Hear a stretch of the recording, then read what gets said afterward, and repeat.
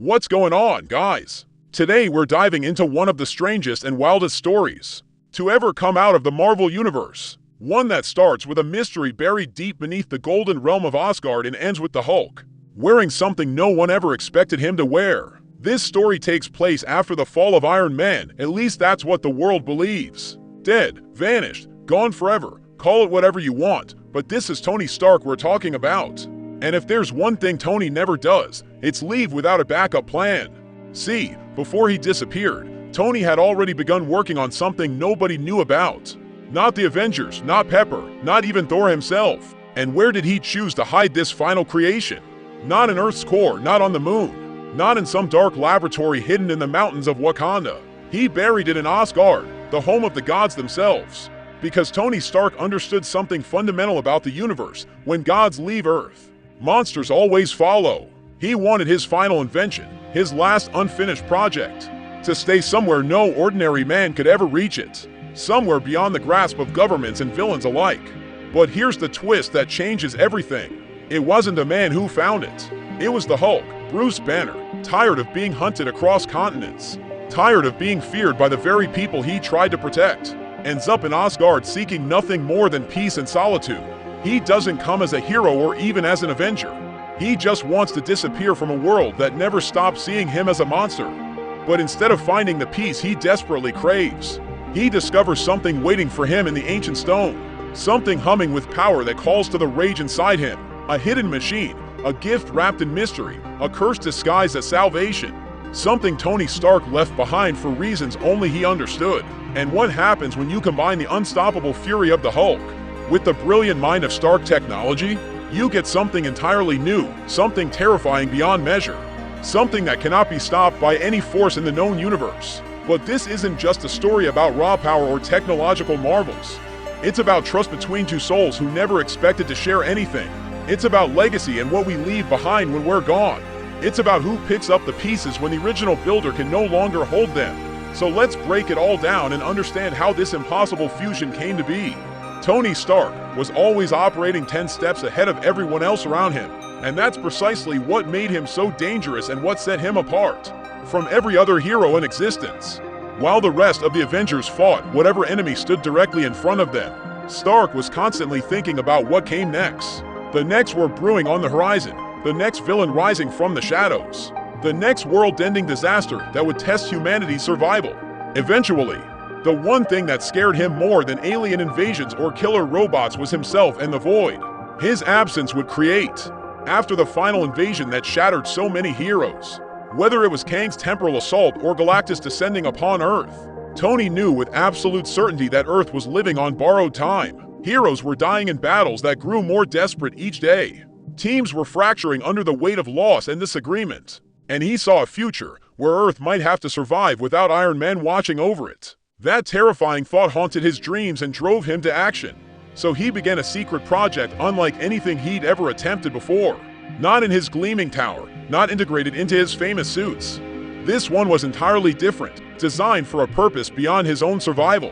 This project had no official name in any database. But if you somehow managed to dig deep enough through his encrypted files, buried behind firewalls that quantum computers couldn't crack, you'd discover something called Project HEIR. The Hyper-Evolutionary Iron Response System.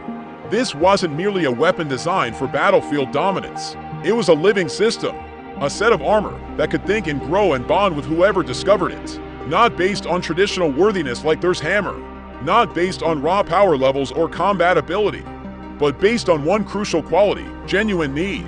Tony refused to let this creation fall into the wrong hands or become a political tool for governments to exploit. He didn't even want the Avengers touching it unless absolutely every other option had catastrophically failed. So he made a decision that shocked even himself. He took the vault to Asgard through completely unofficial channels, never asking Thor's permission or informing Odin of his intentions. Stark deployed a stealth protocol of his own design, cloaked his energy signature to avoid Heimdall's all-seeing gaze, flew a specialized jet powered by an arc reactor so quiet it whispered softer than wind, and entered the God Realm through one of the ancient Bifrost tunnels that even Heimdall had long forgotten existed. He brought with him a black vault that emitted no lights and made no sounds. Just a subtle pulse like a heartbeat wrapped in iron and waiting for its moment. Legend says he found a dead crater carved into the side of Asgard's third moon. A desolate place where no Asgardian had walked in millennia. There, in absolute solitude, Tony buried his vault without leaving any markers or coordinates. Only one person in all the realms knew it existed, and that was Tony himself. Perhaps that was always his true intention, for the secret to die with him and never burden another soul. But this technology was never designed to remain dormant forever. It was built to wait patiently through the centuries if necessary. Wait for a specific signal that matched its programming. Wait for a particular heartbeat that resonated with its purpose. Wait for the next great crisis that demanded its awakening. The vault would only respond to someone powerful enough to physically open its defenses, and psychologically unstable enough to genuinely need what it contained. That criteria eliminated Thor from consideration, ruled out Captain Marvel despite her cosmic power, and even excluded Spider-Man despite his connection to Tony's legacy. But it didn't rule out Hulk, and that's where fate twisted in directions nobody anticipated. Project HEIR was never specifically designed for Bruce Banner, or meant for the Hulk's particular brand of chaos. But the moment Hulk's feet touched Asgardian soil, that ancient vault stirred from its slumber and began to wake. It sensed power radiating from his gamma-infused cells. It detected pain buried deep within his fractured psyche, and most importantly, it identified a perfect candidate for the fusion it was programmed to attempt. Tony tried so hard to bury the future safely away from those who might misuse it. But he forgot the most important lesson the universe teaches: the future always finds a way to dig itself up from whatever grave you prepare for it. The Hulk didn't arrive in Asgard with violence on his mind or vengeance burning in his heart. He didn't crash through the Bifrost looking for enemies to destroy or old scores to settle. He came because he had literally nowhere else in the entire universe left to go, no place that would accept his presence without fear or hostility. After the last devastating battle on Earth, whatever apocalyptic conflict it was that finally broke the camel's back, Bruce Banner reached his absolute limit. He was tired in a way that went far beyond physical exhaustion, worn down not just in his muscles and bones but deep inside his soul where hope used to live. This was the kind of profound weariness that no amount of sleep could ever repair. The kind that grows like a cancer when you've been forced to play the monster for far too long, without anyone seeing the man underneath. Nobody said it directly to his face because they feared what might happen. But the heroes around him had stopped trusting him completely. Some gave him suspicious side glances whenever he entered a room, as if calculating escape routes and attack strategies. Governments monitored his movements through satellites, positioned in orbit specifically to track his gamma signature. Even some of the Avengers who remained alive after the last war started having quiet conversations behind closed doors, asking uncomfortable questions like what happens if Hulk finally loses control in a way they can't contain? What happens if the monster stops listening to Banner entirely? So Bruce made the only choice that made sense to him anymore. He left everything behind without looking back. He approached Thor privately and asked for a simple favor. Not reinforcements or weapons or grand solutions, just space to exist and silence to think. Thor understood that request better than most ever could, and gave him precise coordinates to a remote location in Asgard that few beings ever visited. A mountain range far outside the gleaming capital city, near the ancient roots of Yggdrasil itself. This was supposed to be land untouched by the endless battles of gods and demons. A sanctuary where even monsters might find peace. Hulk landed hard on Asgardian soil, not from anger but simply from the sheer weight of his massive body, and the ground trembled beneath him as it always did whenever he walked anywhere. Even when he consciously tried to be gentle and careful, the earth itself feared his footsteps. For a brief, precious while, everything remained calm and quiet around him, the closest thing to peace he'd experienced in years. But then something strange began happening beneath his feet. At first it manifested as nothing more than a subtle hum.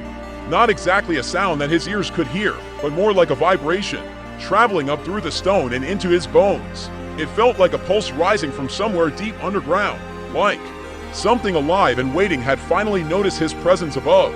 Bruce tried to ignore this strange sensation and focus on the meditation techniques he'd learned over the years, but Hulk refused to dismiss it so easily. Because Hulk doesn't process the world the way Bruce doesn't intellectualize danger or rationalize away instincts. Hulk follows feeling wherever it leads him, and this particular feeling was calling to him with an insistence he couldn't resist. The ground beneath him felt fundamentally wrong. Not natural rock formed by geological processes, but something else entirely, like solid matter concealing a secret that demanded discovery. Hulk began digging without conscious decision, not wildly or angrily like he might have in his earlier days, but with surprising focus and methodical purpose. Dig, smash, a rhythm that carried him deeper into Asgard's ancient foundations. He descended past old burial stones carved with runes nobody remembered how to read, past forgotten ruins of civilizations that existed before the current age of gods, until finally his massive fist struck something that rang differently beneath his knuckles. Metal, not divine metal forged in the hearts of dying stars. Not the legendary Uru that composed Thor's hammer. This was earth metal.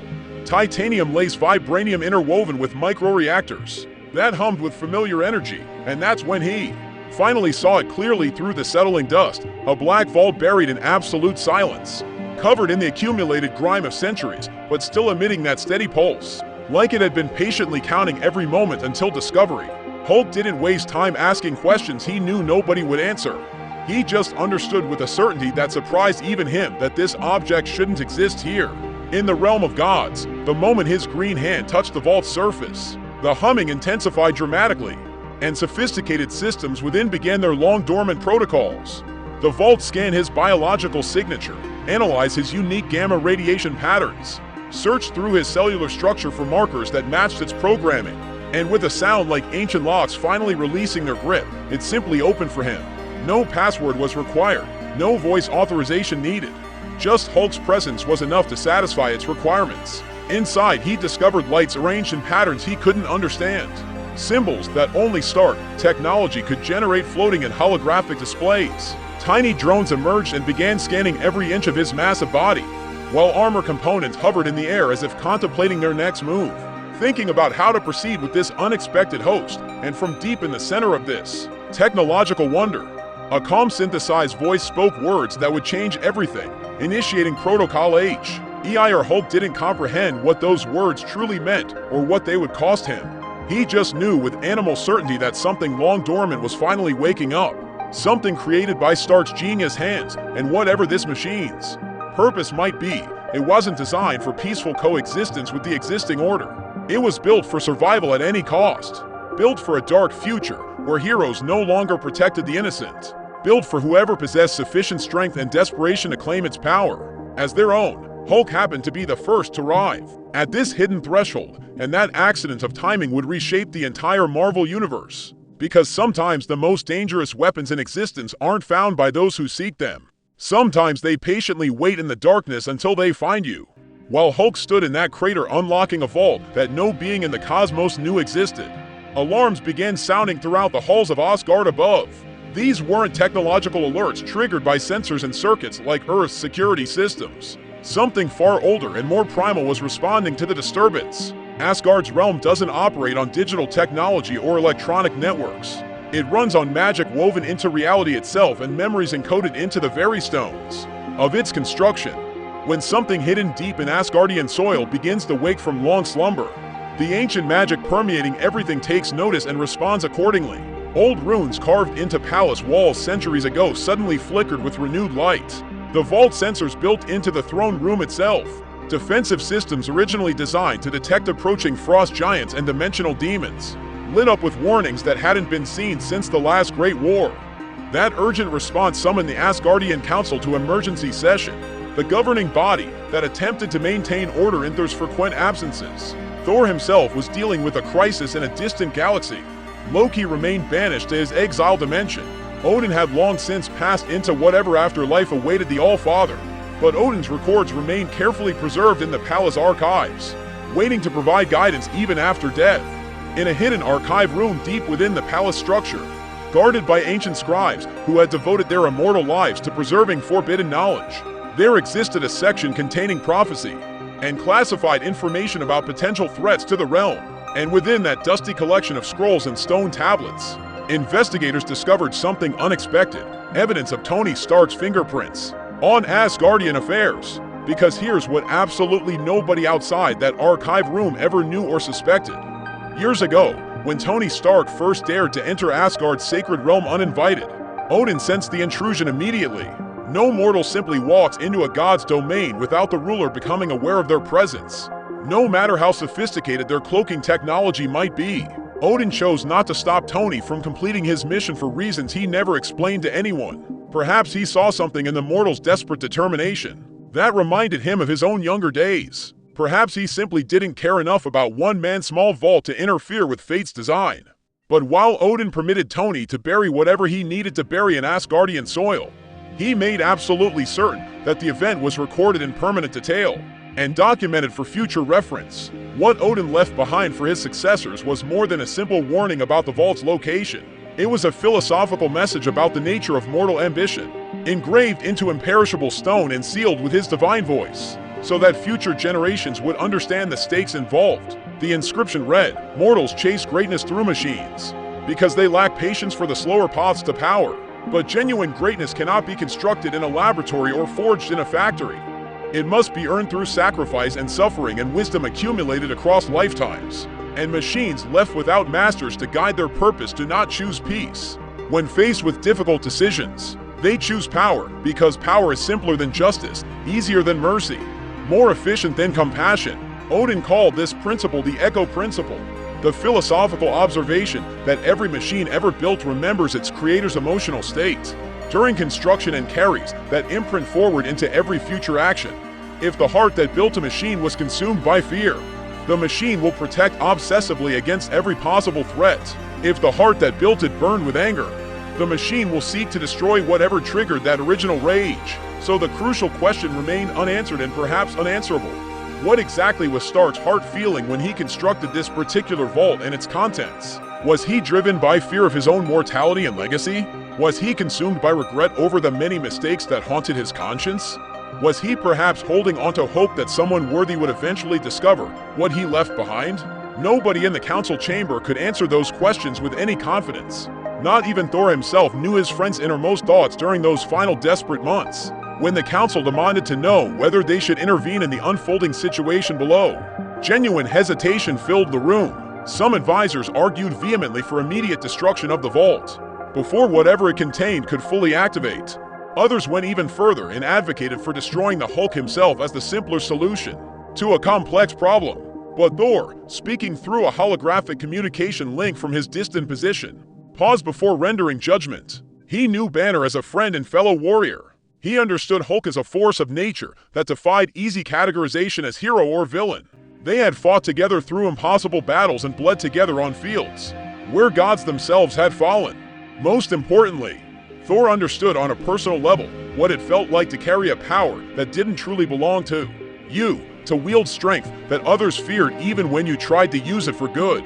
He told the council with quiet conviction that Hulk wasn't the genuine problem they should be worried about. The real problem was what Stark had chosen to leave behind in their realm without permission, and what that technology might do now that it had found a host. But even as Thor spoke those measured words, he knew in his heart that his counsel came too late to change the outcome, because what Tony left behind in that crater wasn't simply a suit of armor that could be removed, or a weapon that could be confiscated. It was a choice embodied in technology, a decision made physical and waiting patiently for someone to accept its terms. And Hulk had already made that choice the moment he touched the vault's surface. The fusion had begun, and no amount of godly intervention could reverse what had been set in motion. The future Tony had tried so desperately to bury was now digging itself up with gamma-powered fists, and Asgard could only watch in helpless concern as prophecy unfolded according to its own mysterious logic. The exact second that Black Vault fully opened, something fundamental shifted in the air surrounding Hulk. Not a change in temperature that his skin could register, not a pressure alteration that his ears could detect, but a transformation in the very energy patterns that flowed through that ancient crater. Something deep inside the vault's mechanisms was waking up completely after its long patient sleep. Tiny red lights began traveling across the vault's obsidian surface in intricate patterns that seemed to carry meaning. Circular drones no larger than a fist spun upward into the air and began orbiting Hulk's massive frame like electrons around a nucleus. And here's the strange part that nobody would have predicted. Hulk didn't respond with violence or defensive rage. He didn't smash the unfamiliar technology or swat away the investigating drones as threats. He simply watched with an intensity that revealed intelligence behind those angry eyes. That's the thing about Hulk that most people fail to understand. because they're too busy being terrified of his power. When something feels genuinely ancient and connected to forces beyond his comprehension, he responds with something approaching respect. When something feels like it's supposed to exist in that particular place and time, he listens to what it has to say before deciding whether to destroy it. Inside the vault's deepest chamber floated a small sphere roughly the size of a human heart. It pulsed with rhythmic light that mimicked a biological heartbeat, glowing and dimming in a pattern that felt almost organic. On its curved surface was marked the unmistakable sign of Stark's legacy, not the flashy corporate logo that adorned his products or the iconic Iron Man mask that represented his heroic identity. Just a simple glowing red triangle, the same arc reactor shape that Tony once wore embedded in his own chest to keep his damaged heart functioning, now transformed into a symbol of technological inheritance. Then came the voice, synthesized but carrying undertones that suggested something more than simple programming. Hello. Protocol HEIR is now fully active, analyzing potential host, gamma-based life form detected. Adaptive cellular structure confirmed. Psychological profile indicates significant instability. Conclusion, acceptable candidate identified. Beginning fusion sequence. The sphere cracked open along invisible seams and released beams of analyzing light that scanned Hulk's body from his massive head down to his feet planted in Asgardian stone. Nanofibers thinner than spider silk, but stronger than steel began crawling across his green arms, like living things seeking purchase. Hulk growled deep in his chest, but the sound wasn't anger this time. He growled because he could feel something unprecedented happening to his body. The technology wasn't merely landing on his skin like conventional armor would. It was bonding with him at a molecular level, integrating itself into his gamma-mutated flesh in ways that shouldn't have been possible. These weren't normal Iron Man components designed for a normal human body. This was something entirely new and specifically designed for adaptation. The materials flowed like liquid metal responding to thought. Armor that didn't just offer protection but actively learned from its host. It shifted configuration as Hulk's muscles moved, bent and flexed as his incredible strength demanded, becoming an extension of his body rather than a restriction placed upon it. Hulk took one experimental step backward to test how the new additions affected his movement. The ground beneath his foot cracked and cratered from the impact, but the armor tightened around his leg and absorbed the shock perfectly. Another step forward, more confident this time. The arc reactor technology embedded in his chest sparked to life with brilliant light. Piece by piece and component by component, the HEIR system assembled itself around the Hulk's frame. But unlike the full body coverage of traditional Iron Man suits, this technology proved surprisingly selective in its application. It attached only where enhancement would prove most beneficial. Reinforced gauntlets transforming his forearms into weapons capable of channeling his strength.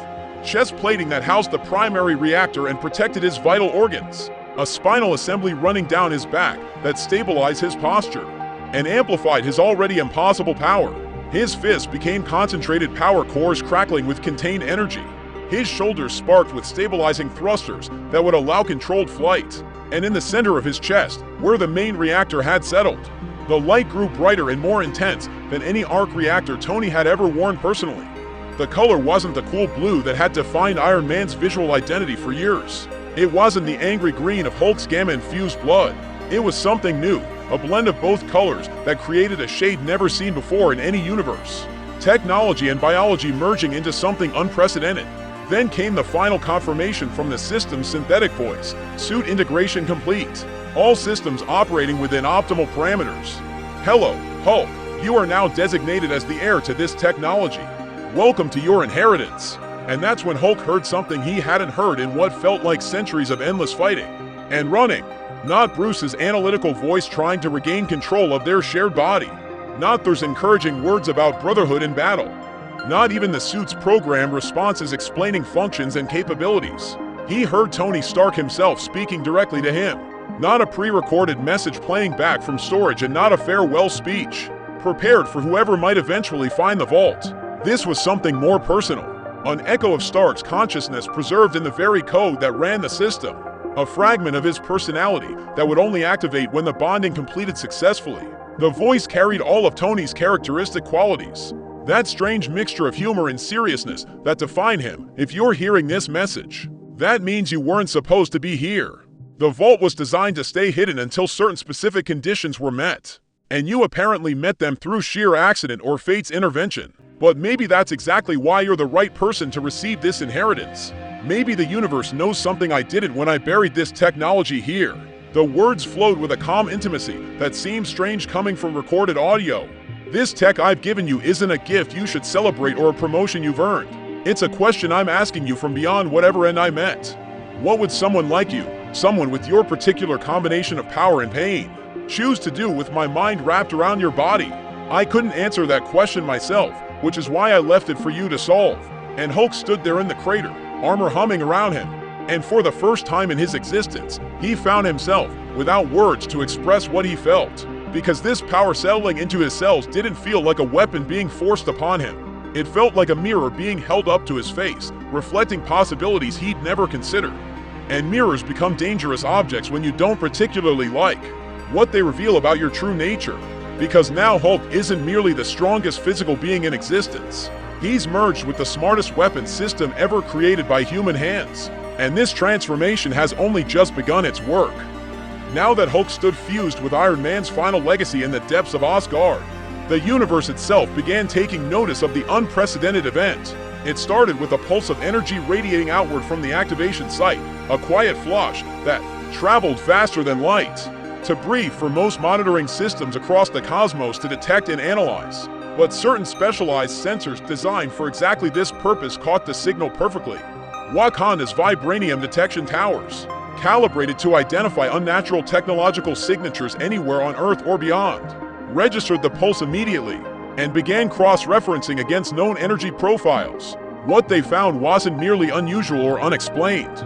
It was categorized as impossible according to their current understanding of physics. A message transmitted instantly to Wakandan leadership contained a simple but alarming assessment: unknown Stark origin signature detected. Point of origin confirmed, Asgardian realm, immediate investigation recommended.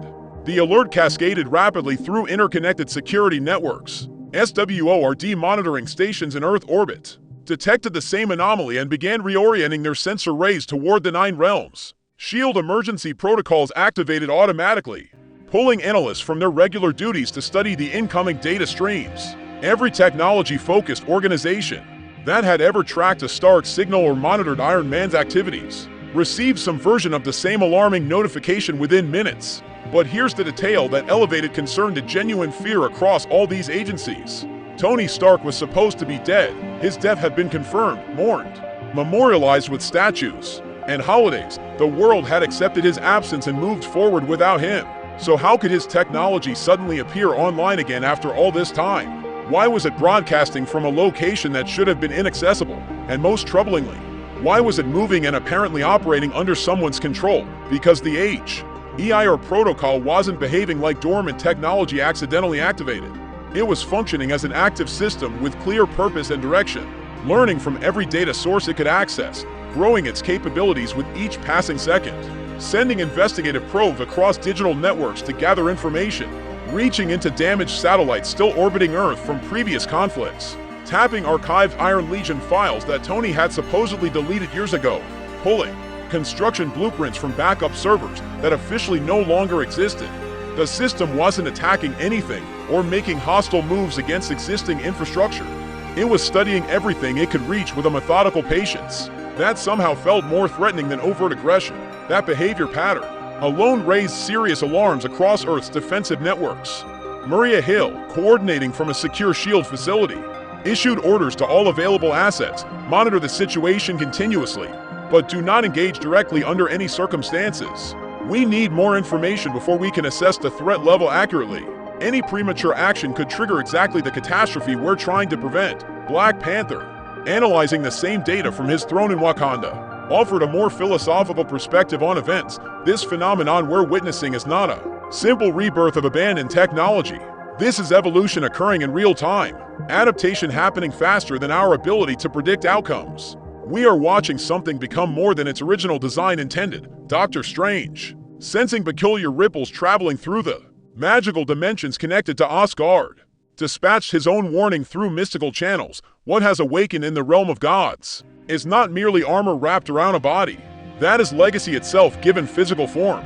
The accumulated genius of Tony Stark, now being worn by rage personified. The combination presents dangers I cannot fully calculate. Perhaps the most sobering assessment came from Reed Richards, the smartest human mind on Earth, who studied the energy analysis data twice before speaking his conclusion in a quiet voice. That carried enormous weight if that adaptive system achieves complete integration with the Hulk's gamma-enhanced physiology. There may not exist any force in this universe or any connected multiverse with sufficient power to stop what he becomes. We may be witnessing the birth of something beyond all our categories and classifications. This new being emerging from Asgard wasn't the old Hulk that heroes have learned to manage and sometimes manipulate. This wasn't Bruce Banner struggling desperately to maintain control over his monstrous other half. This was the Hulk enhanced with perfect focus and clear purpose, augmented by technology that adapted to his needs in real time and amplified his already godlike strength. The moment Hulk stepped out of that crater and into open Asgardian air, the skies above flashed with crimson light. Drones began converging on his position, but these weren't Asgardian constructs or Earth-based surveillance devices. These were Stark's machines, hidden in deep orbit around various planets for decades as part of his paranoid last line of defense. The HEI, or protocol, was calling them back to active duty, and one by one, across the solar system and beyond, they answered the summons and began traveling toward their new master. In the space above Earth, a new constellation began forming, made of machines gathering in precise formation, all synchronized to one unified command structure. Hulk designated as primary heir, all assets now responding to his authority, all systems optimized for his requirements. The Avengers finally responded to the mounting evidence that something unprecedented was occurring. Captain Marvel called for an immediate secure meeting to coordinate a response. Falcon demanded more detailed information before committing to any course of action. Thor, still distant, but now fully informed, said absolutely nothing in response to the urgent messages. Because deep in his immortal heart, Thor understood what this transformation truly meant for everyone involved. This wasn't a weapon being aimed at Earth by a hostile power. This was a legacy choosing its own successor. And the legacy hadn't chosen the smartest candidate available or the safest personality. For the responsibility, it had chosen the strongest being it could find, regardless of the consequences that choice might bring. Now that the HEIR system had fully awakened and bonded with its chosen host, the entire world held its breath and watched the skies, waiting to discover what the strongest Avenger would decide to do with the smartest technology ever created. The fusion between Hulk and Stark's technology wasn't a simple surface enhancement, like wearing a costume or carrying a tool. This was a complete transformation occurring at every level of the Hulk's being, body and mind, and something deeper that didn't have a name. The HEIR system wasn't designed merely to cover someone in technological components and declare the process complete. It was engineered to adapt continuously to its host, to evolve alongside them, to learn from every experience they shared and push both partners toward greater capability. And with Hulk as the host, that adaptive pressure pushed hard in directions nobody could have predicted. The changes manifested first in subtle ways that only careful observation would reveal. Hulk walked differently than he ever had before. Not the thunderous stomping that announced his presence for miles in every direction. His footsteps now carried calculation behind their force, each impact precisely calibrated for maximum efficiency. He didn't smash randomly at his environment the way he might have done in earlier years. His movements showed focus and intentionality, selecting targets for specific reasons rather than expressing undirected rage. Watching him move was like observing a wild animal suddenly demonstrate the strategic thinking of an experienced general, a beast becoming a tactician before your eyes, a living weapon developing a mind capable of directing its own devastating power. But here's the truly frightening aspect of this transformation that kept the observers awake at night. Hulk didn't lose control during the integration process. He gained it.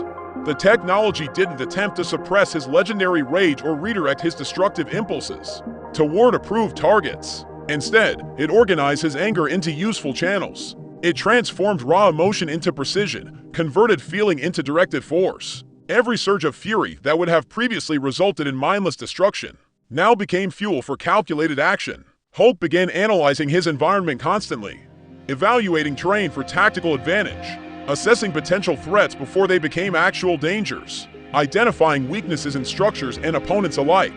The HEIR system fed him continuous streams of data through their neural link.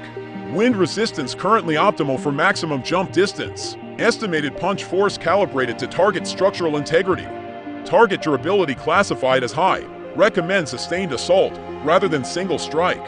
And Hulk listened to these recommendations with attention he'd never shown to any voice before.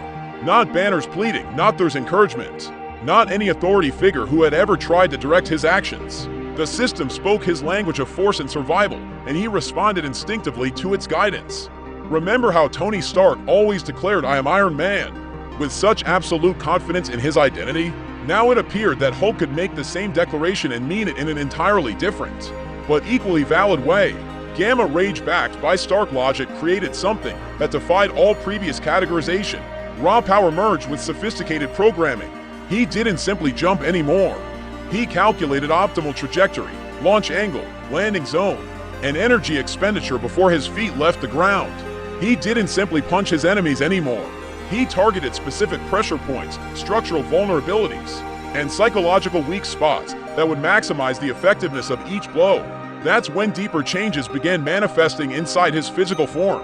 The gamma energy coursing through his cells started interacting with the technology in unexpected ways, not merely powering the systems, but fundamentally changing their composition.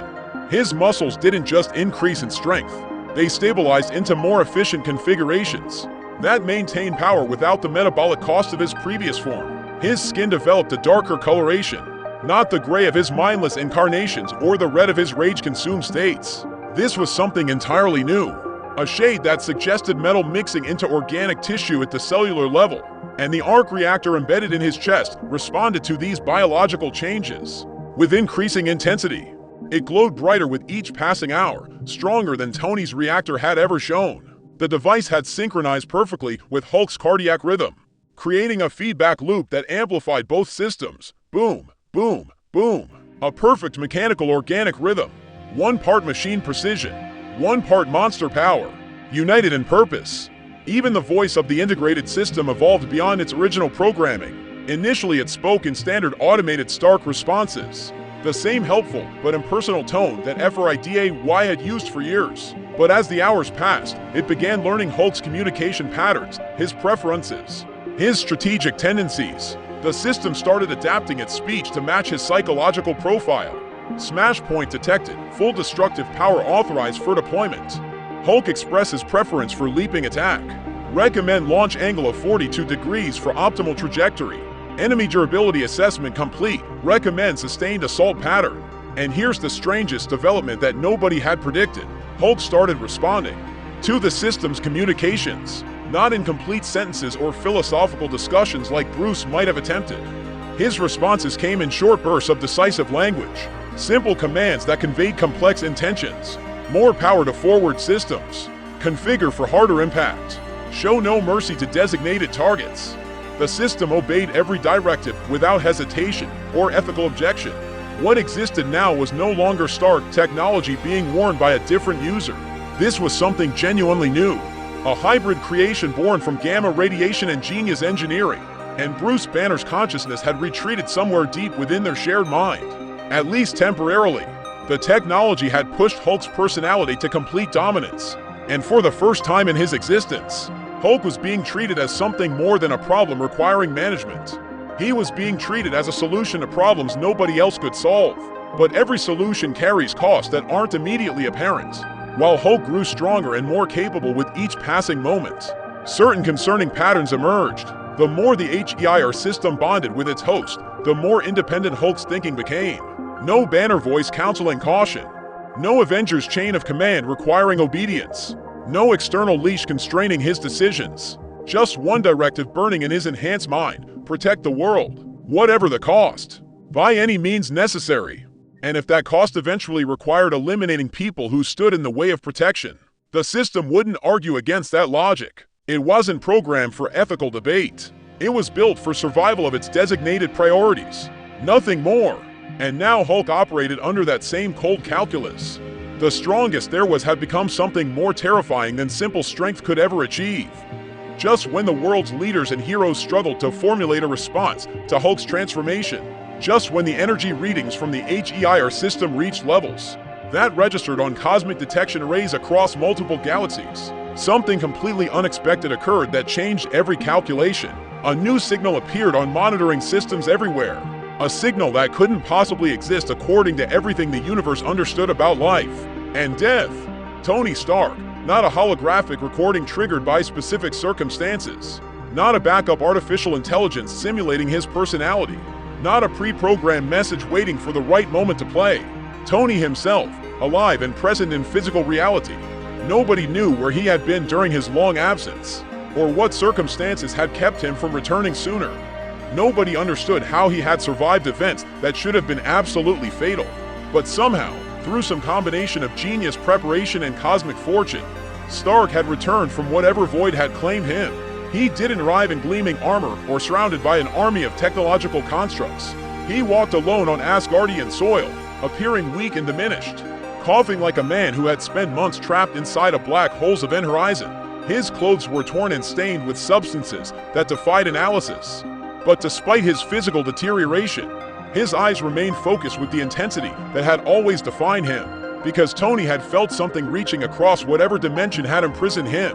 When he originally designed the HEIR system all those years ago, he built one final failsafe into its deepest code, a manual override protocol, a backdoor that bypassed all security measures. If the technology ever awakened and chose a host that proved dangerous to the universe, Tony could transmit a specific signal that would shut everything down immediately. He had expected to be dead when this contingency became necessary, had designed it to work even from beyond the grave, if his consciousness could somehow transmit the required code. But he hadn't expected to witness the activation personally. He hadn't expected to see who the system had chosen. When Tony finally reached the location where Hulk stood surrounded by orbiting drones and pulsing with combined power, he hesitated rather than immediately triggering the shutdown. Because what stood before him wasn't the wrong choice. It was simply a different choice than he had anticipated. Stronger than he had planned for. Smarter than the system should have allowed. Terrifying in its implications, certainly. But also controlled in a way that Hulk had never demonstrated before. Tony approached the massive hybrid being without any armor protecting his fragile human body. He carried no weapons that could threaten something that powerful. He simply walked forward until he stood close enough that Hulk could have crushed him. With a casual gesture, then he looked up, way up, at the green figure whose chest glowed with arc reactor light and whose body hummed with integrated Stark systems. And Tony spoke the first words of their conversation with typical directness. I didn't originally design this technology for you. I had other candidates in mind, people whose personalities I thought I understood better. But standing here now, watching what you've become, I'm starting to think you might be the only being in existence capable of actually handling what I created. Hulk didn't respond with words or sounds. He didn't smash Tony into the ground as he might have done to anyone else who approached him. During a moment of transformation, he simply stood motionless and listened with an attention that proved the integration had affected more than his body. Tony continued speaking, his voice slow and heavy with exhaustion from his long journey back to the living world. I was dying before the last great war. I could feel my body breaking down from years of damage that my technology couldn't fully repair. I knew with absolute certainty that I wouldn't survive whatever final battle was coming, so I took the only action that made sense to me. I buried a possible future in the one place I thought nobody would accidentally discover it. I never imagined you would be the one to find what I left behind. I expected Thor might stumble across it during one of his patrols. I thought Shuri might detect the energy signature and investigate out of curiosity. I even considered that Peter might somehow track it down through his ridiculous luck. But you, the Hulk specifically, that possibility never seriously crossed my mind during the planning phases. Tony paused and studied the hybrid being before him with the analytical gaze of an engineer, examining an unexpected result. But maybe my imagination was too limited. Maybe I was wrong about who should carry this particular burden. You see, I'm not here to reclaim what I built or shut down the systems I designed. I'm here because I need to understand something before I can move forward. I came to ask you a direct question that only you can answer. What exactly do you plan to do with everything I've given you, big guy? How do you intend to use my mind wrapped around your power? Hulk remained still for a long moment that stretched toward eternity. Then, almost imperceptibly, he moved his massive head in a single deliberate nod. That was his entire response. No words explaining his philosophy. No roar expressing his emotions. Just one small gesture of acknowledgement and acceptance. And for Tony Stark, standing there in his weakened physical state, that simple nod communicated everything he needed to know. Because this moment wasn't about maintaining control over his creations anymore. It wasn't about managing risk or preventing catastrophe. It was about trust, about believing that someone else could carry a legacy forward, even when that someone didn't match your expectations. And for the first time in his entire life, Tony Stark decided to let go of something he had built. He chose to place his faith not in the safest hands or the most predictable mind, or the most politically acceptable choice. He trusted the one person who had never asked for this responsibility, and who might use it better than anyone who had actively sought the power.